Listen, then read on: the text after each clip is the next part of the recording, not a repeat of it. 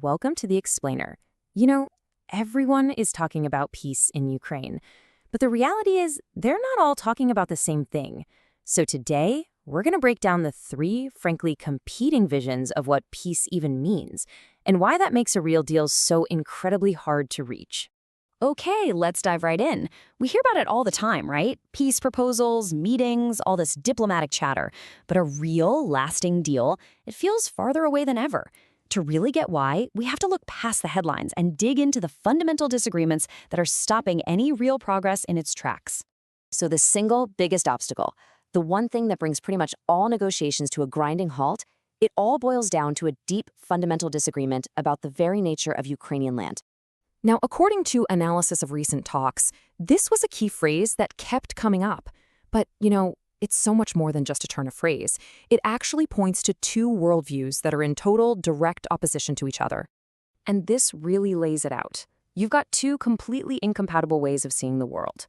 On one side, there's this idea of land as a commodity, an asset that, for someone like a dealmaker, could maybe be traded away to stop the killing and get a deal done. But on the other side is the Ukrainian perspective.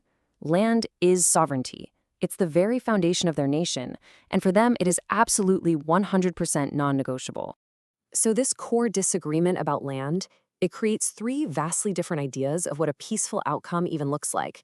It turns out the word peace means something totally different to each of the key players involved. Which brings us to this. This table just illustrates the problem so well.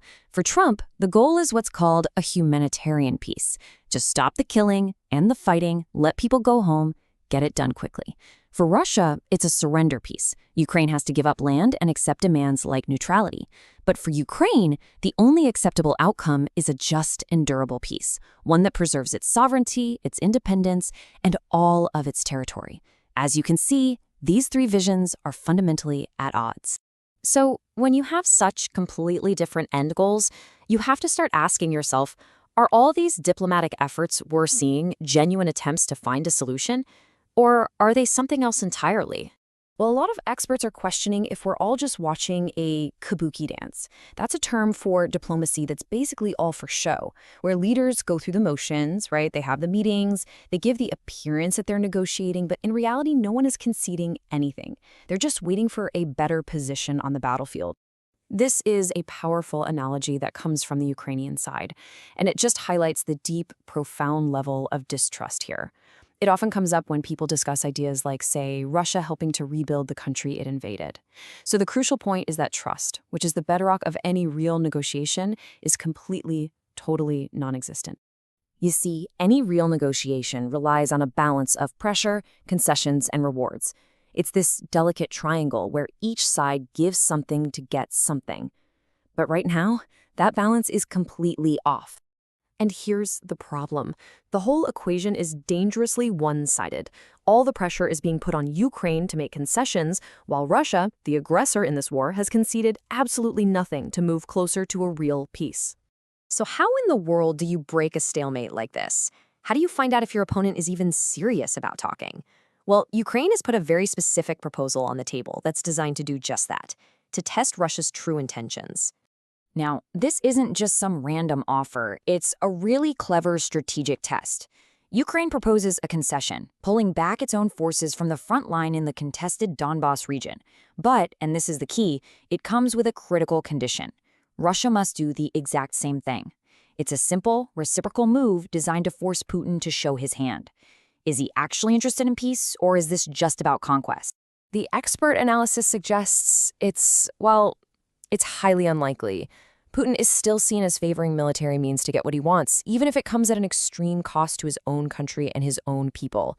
His actions just don't point to a leader who's looking for a diplomatic off-ramp.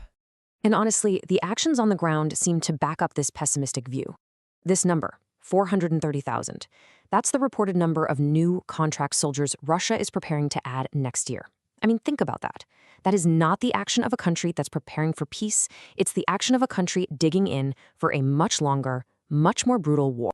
Of course, this conflict is incredibly complex. There are dozens of variables that could shift the balance at any moment.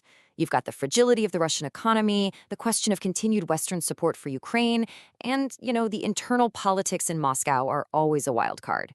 So nothing is set in stone. Ultimately, this all brings us to the fundamental, just unavoidable truth of any conflict.